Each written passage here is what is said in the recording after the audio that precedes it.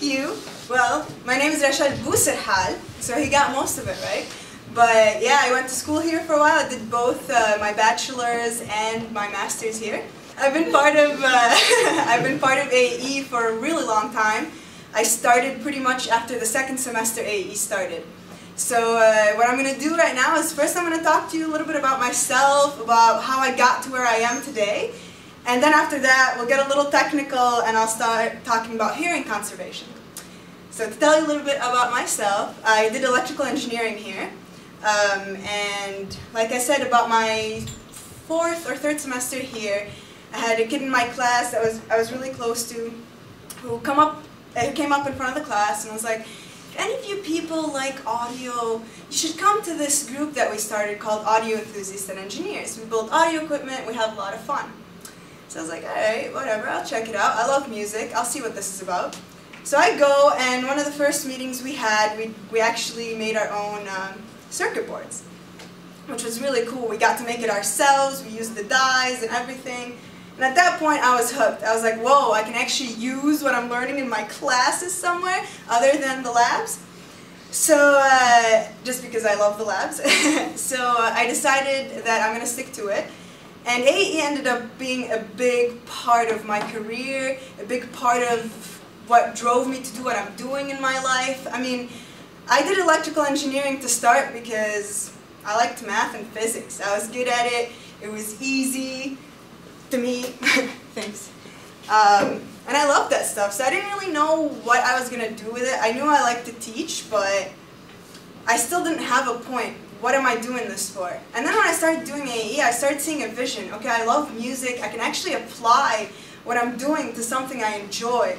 And once you start doing something you enjoy, you're going to excel at it. I promise you that. Because your motivation is from within you. You know, you're doing it because you want to do it, not because anyone else is telling you to, not because you want to make money, because it makes you happy. And when you start doing things that make you happy, you'll just stick to it. So, yeah, that's how I started doing things that made me happy. And started discovering a little bit more about electrical engineering and specifically what I wanted to do with it. And I started taking my classes more so as well to things that made sense. So I took a lot of the analog courses because audio has to do with analog a lot. A lot of the things that I liked, I built my first tube amp. You know, that's amazing. I don't even play guitar. You know, I was like, yes, I'm going to build a tube amp. So, and then the biggest part actually of what AEE has contributed to me is the people I met through AEE. So this person that I told you that came up in front of the class one day and was like, hey, if anyone wants to do stuff related to audio, you should come. This is the person that ended up recruiting me to do my PhD. So his name is Kuba Mazur, and he was one of the pioneers of AEE as well. And we became really good friends as part of AEE. We did a lot of projects together. We would stay before design day till 3 in the morning trying to figure stuff out that always ended up not working right before, and then, you know, 10 minutes before design day it's working. We're actually at design day in the union with multimeters trying to fix stuff.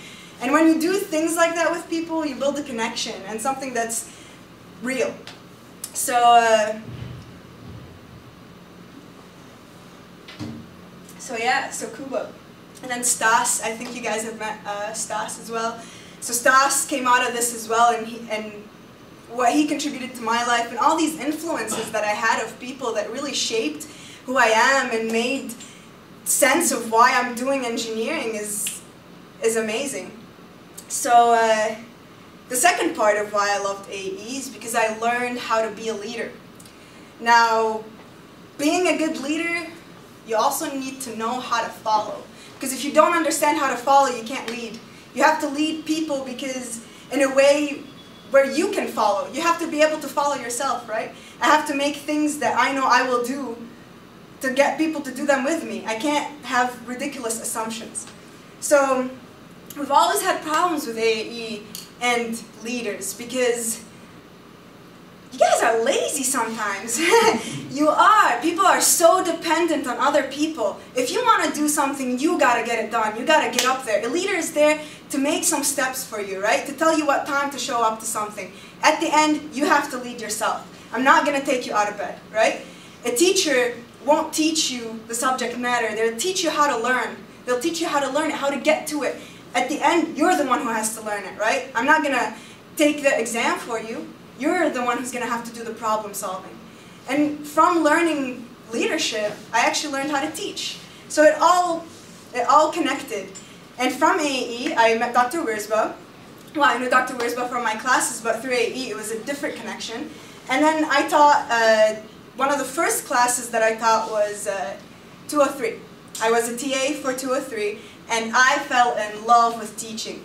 I love the dynamic with students. I love when people look up to you for the right reasons, you know? They're looking up to you because they like how you teach. I know a lot of my students, did you like how I taught? A lot of my students, putting them on the spot, for example.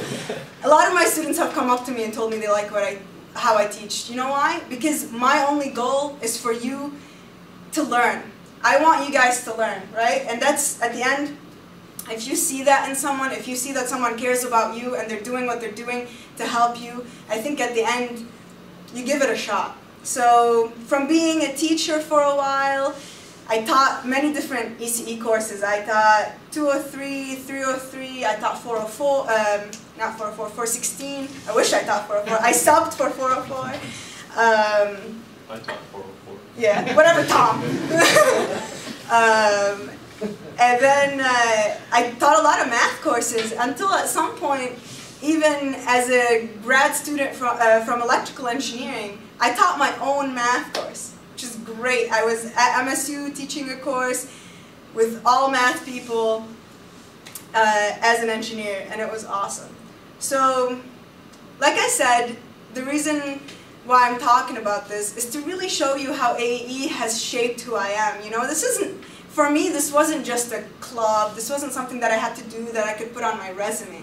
This ended up being a huge part of my life. This ended up being the reason why I'm doing what I'm doing. So about 2 years ago, maybe a little bit more, I'm Skyping with my friend Kuba that introduced me to AEE.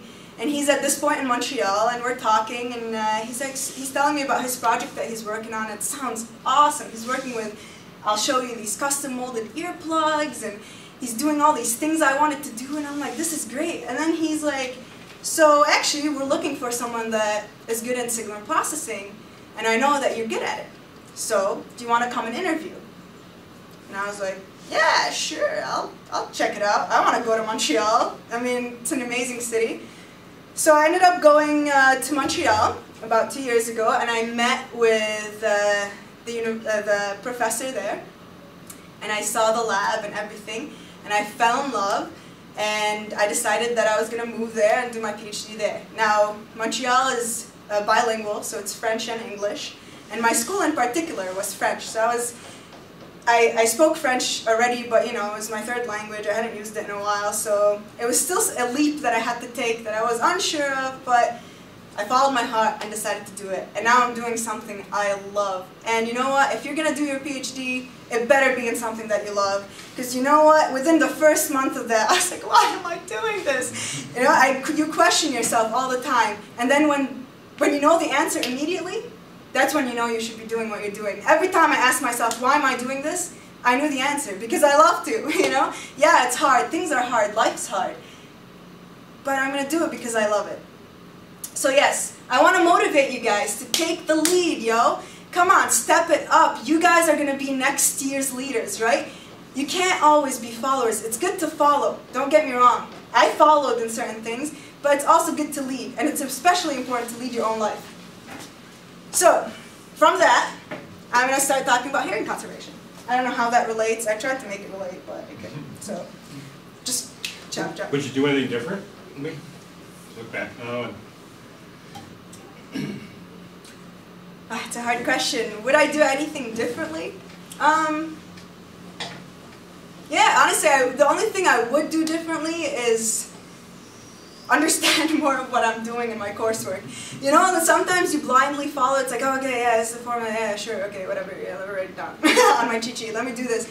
And because in the beginning I didn't have AE, so I didn't have the things that actually related, but now I'm having to, especially in signal processing, because when I was in AEE, I did a lot of the analog stuff. I applied a lot of my circuits courses and all of that, so I always had that. But with signal processing for me, I liked it because it was very math heavy, you know, it was like crunching numbers and doing series and stuff, and I was like, oh, this is so much fun, but I actually never knew why I was doing it. So I wish that it wasn't, when I was taking my signals courses, I wish there was more application that maybe I took on my own, you know, that I decided, oh, well, how can I apply this?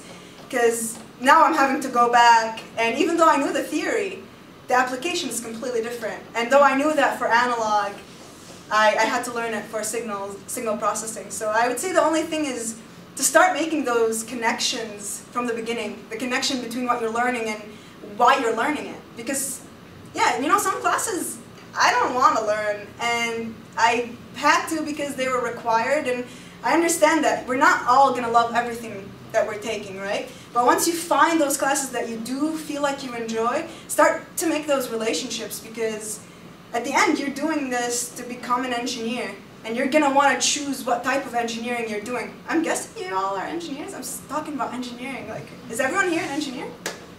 Okay, no? Okay, so you could relate, right? In terms of music.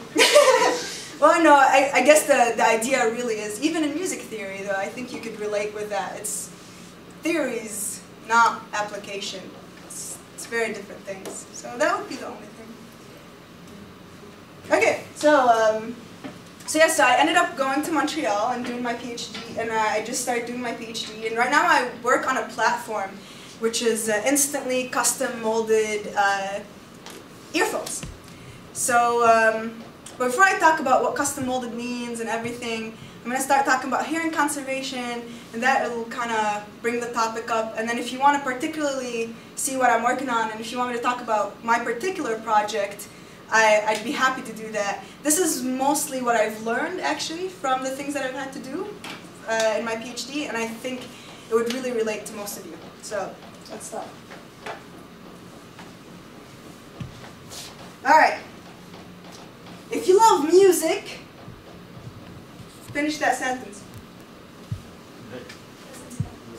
Listen to it. Good. I like that.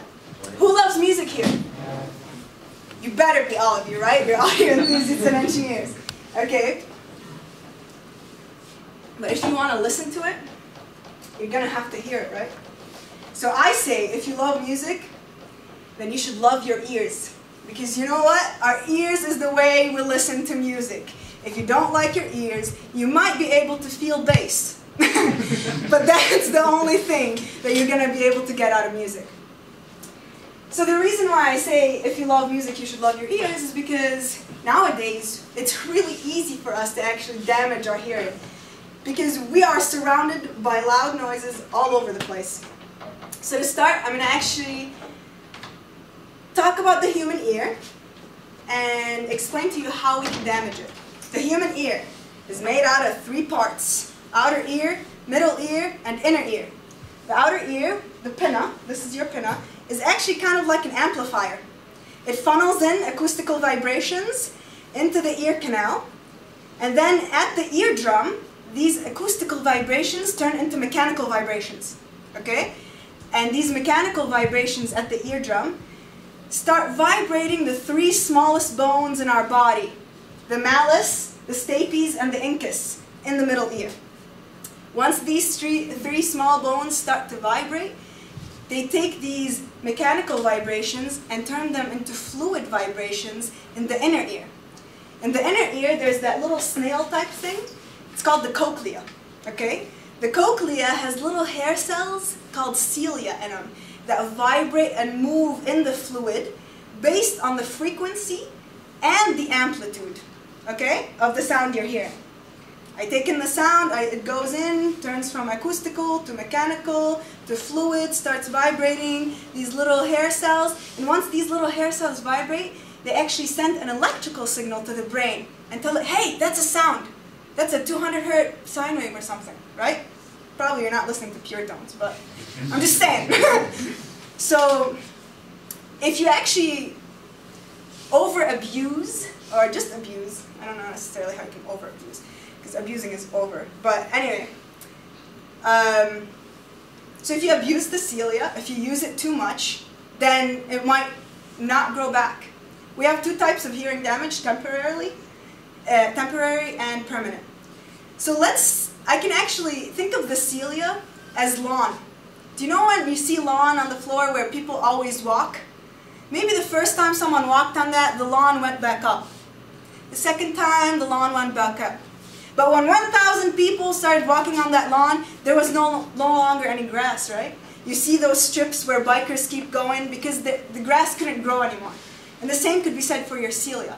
Maybe if you listen to loud music from time to time, you know, it's fine. But if you keep listening to loud music all the time, that cilia actually won't grow back. We can get hearing loss from many different ways. We can get it from noise-induced hearing loss. We can get it from taking medication that causes hearing loss. And age, actually, is another thing. No matter what, well, it used to be the idea that no matter what, you're going to lose your part of your hearing at some point. But that's actually not true. New research shows that it has to do with your lifestyle. Because people, and this is not me trying to push veganism, but people who eat animal products and people who eat dairy actually have more hearing loss than people that don't. And I'm talking about people with diets like Chinese diets or Japanese diets where there isn't a lot of dairy and the meat is limited. They have better hearing at the end. So just, you know, we don't know yet. I'm just saying it's a theory. Trying to push another part of the things that I like. Okay, so how do I protect my hearing? Well, what do you guys think? How do you protect your hearing? Plugs. Plugs? Come on, you guys, I have plugs right here. That was the easiest answer. Right, hearing protection? Turning down the source volume. Exactly, turning down the source. That's the best thing, right? I mean, if you're wearing your earphones and you're like, oh, it's so loud, let me wear some plugs. No, you're going to be like, I'm going to turn it down because it's too loud. If I'm at home, I'm listening to loud music, I'm going to turn it down. When I have the control, I'm going to turn it down. Another thing is to leave, right? If you're in a situation where it's really loud and you're starting to feel pain, you can leave. Because our ears are good because they recover. So if I'm listening to loud music for, you know, an hour and I leave, in that hour, after that hour when I left and I'm listening to quiet, my ear is actually trying to recover from being so worked because there's something called auditory fatigue. Because we hear something so loud that our ears are like, come on, man, that's too much. It's like you're working your hands too much. Your ears also get pretty tired. So, how many of you have been to a show and after the show you come home and it's like, alright, so you've all experienced temporary hearing loss. What you experience actually is called tinnitus. And tinnitus is that sound, it's when you hear that sound, that pure tone, from your ear trying to recover from all the damage you have caused it. So think twice when you hear that. Think about what you're doing to your ears. Because you all want to hear music. You know, I want to hear music when I'm 90, if I'm alive at 90. I want to hear music when I'm 70. I want to be able to hear my grandkids talking to me. These are all in our control, you know? I don't have to be someone that can't hear. I can control that myself. So, another way, like I said, is using hearing protection. Oh, right, I forgot about this slide. So we actually have levels that we know how much we can stay at before we actually start causing damage to our ear. So these are, I'm sorry, this is in French, but I couldn't find the English version. So these are actually, they're used for workers because, you know, there's factory workers that are constantly working in noise, and everything is an 8-hour limit. So if you're in a very loud environment, if you're at 90 decibels, A-weighted, I'm going to talk about what A-weighting means, but if you're at 90 decibels, A-weighted, then you could be in an environment for 8 hours. And then every 5 decibels, it cuts in half, okay? So at 95, 4 hours, at 100, 2 hours, 101, blah, blah, blah. So at 105, it's 1 hour, and 110, it's 30 minutes. What do you guys think are the levels at a concert? 120, you start bleeding out of your ears straight up. Seriously. No, it's maybe not bleeding out of your ears, I'm kidding, but 120 is crazy loud. But you're actually really close. Remember, this is an exponential scale. So going from 110 to 120 is really loud. I gave the answer, it's 110. Alright. So concerts at about 110. How long are concerts? 2 hours, 2.5. So imagine, you're supposed to, at a 110, you're supposed to be there for 30 minutes. Anything past 30 minutes, you're damaging your ear, your hearing. Imagine that. This is 110 if you're lucky. Some go up to 115. So what am I going to do? I can't go to the sound man in the concert and be like, yo, it's too loud, turn it down. I can't do that, right? So I'm going to have to protect myself. And how do I do that? Which is the slide I thought I was going to. Oh. The slide I thought I was going to. Hearing protection devices. So, we have 3 kinds of hearing protection devices. Earplugs, earmuffs, and helmets. Yeah. Yeah. So, yeah, I wouldn't recommend showing up to a show with a helmet unless you're going to a metal hardcore show and you need it for other reasons than hearing protection. This is actually mostly used in the military or recreation if you ride motorcycles, because motorcycles are actually really loud. So they're built, that's why you have cranial protection as well as the earmuffs. But those, I mean, they're rarely used. Earmuffs, so earmuffs are great because, you know, I don't want to start with earmuffs. I want to start with earplugs. Earplugs are cool because they're cheap. They come in very different shapes and sizes, made out of all different kinds of material, and they're cheap, easily accessible. You can go to the drugstore and get them. The problem with earplugs is a big part of hearing protection or hearing protection devices is how you wear it.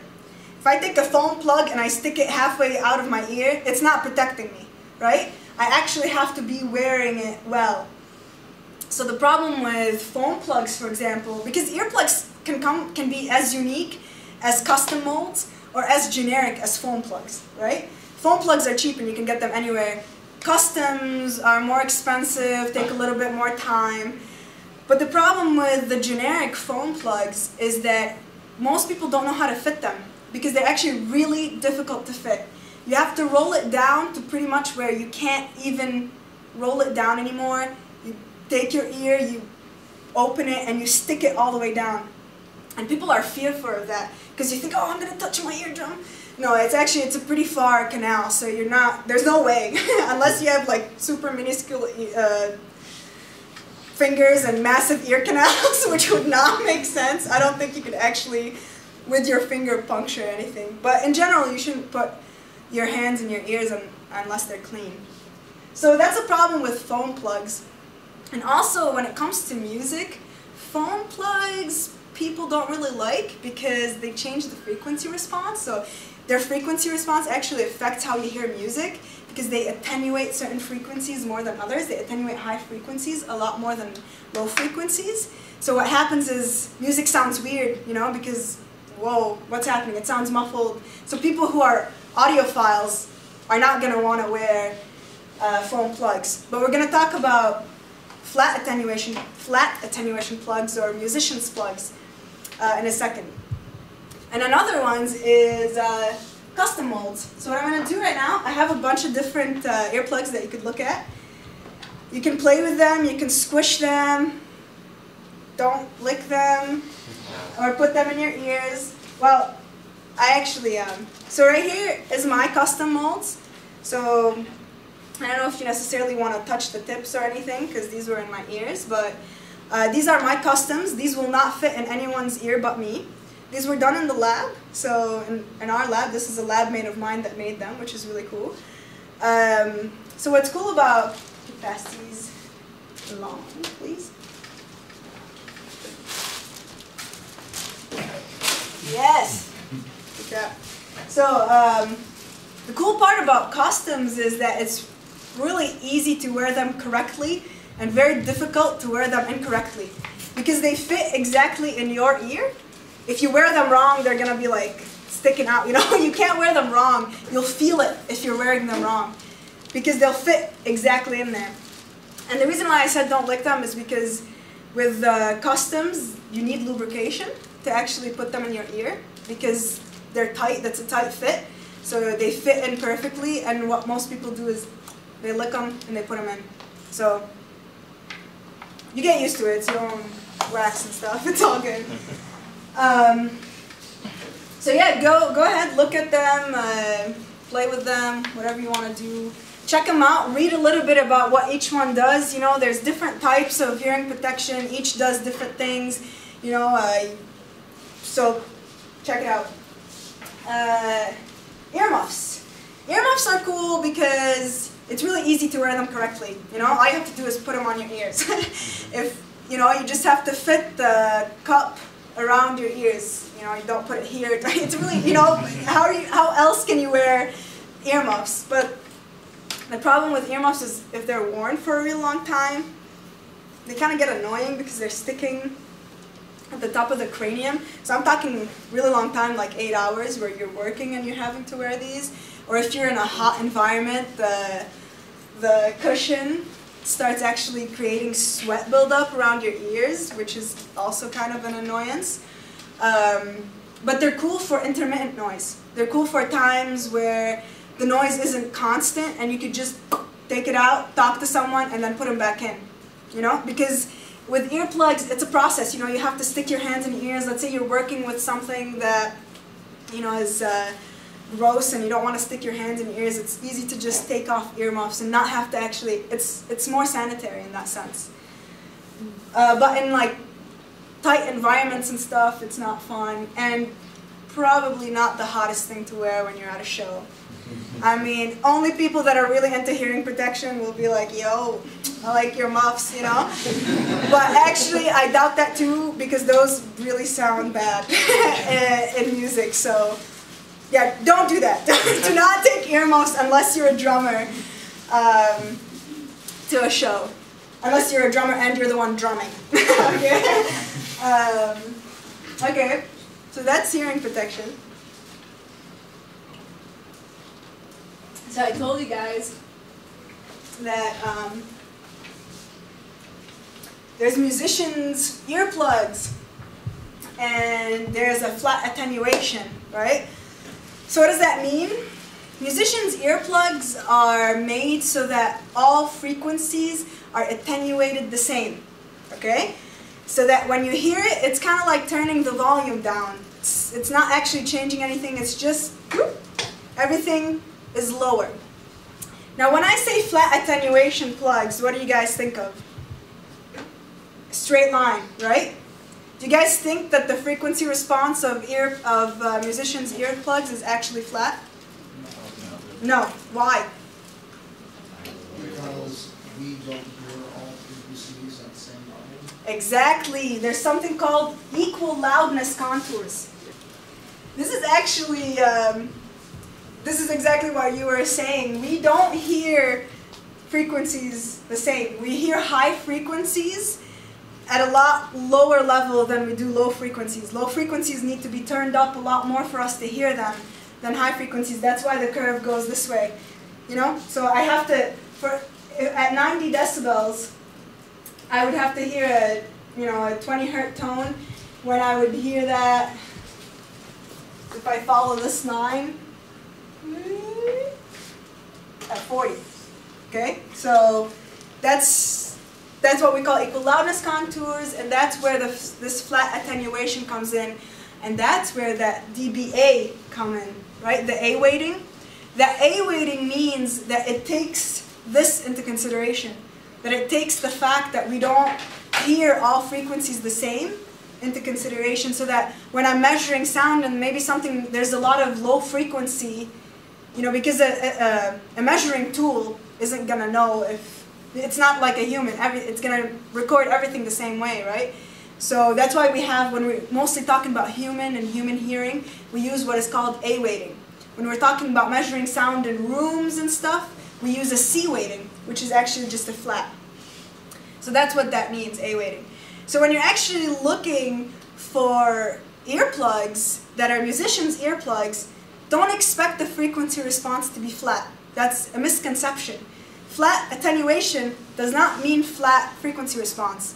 It just means at the end what you hear is flat when you hear it with your ears, considering these equal loudness contours. Does this apply to headphone frequency response? Yes, everything. So you should look at your, when you look at your frequency, the frequency response of a headphone, you should definitely consider that.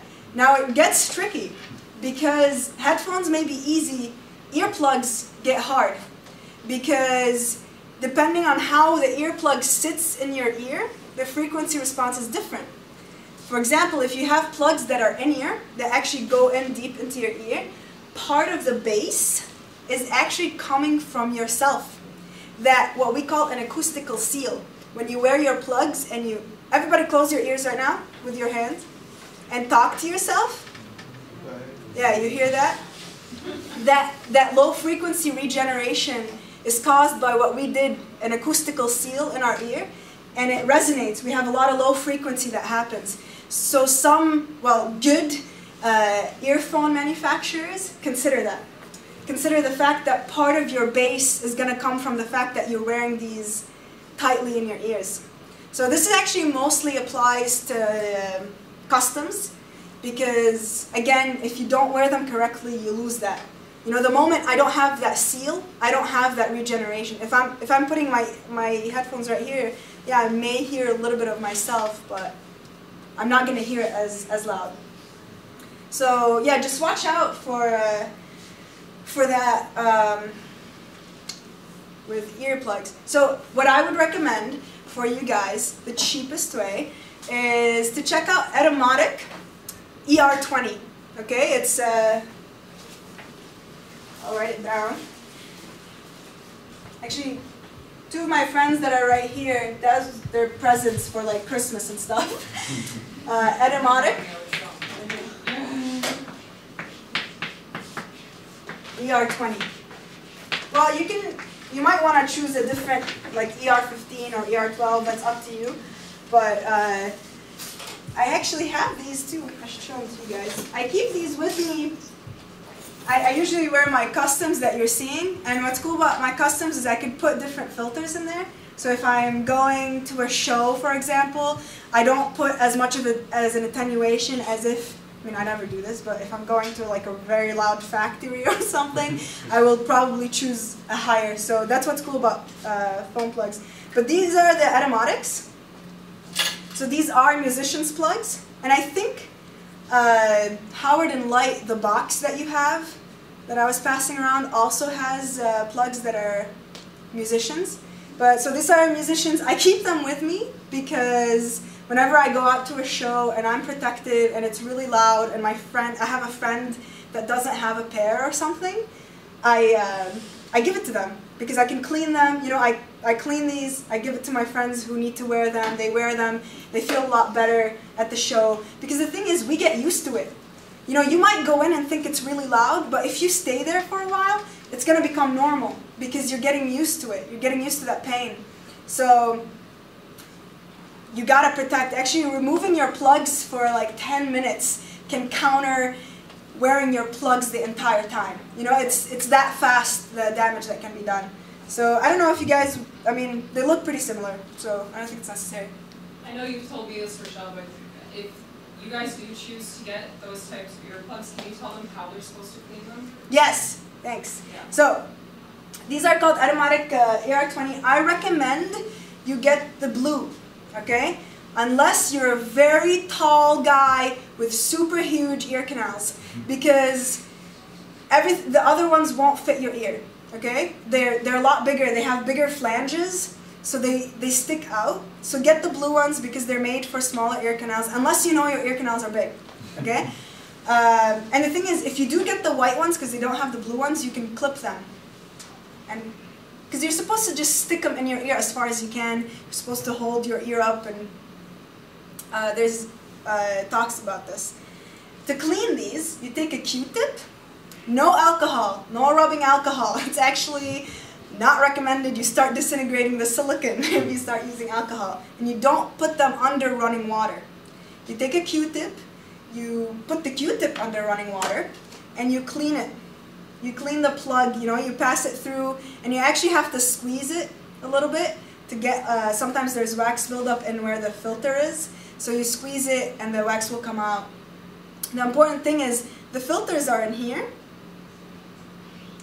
The filters are, you can see them, these are the filters in here. So if you get water in there, you can change the frequency response. That's why you're not supposed to get them wet.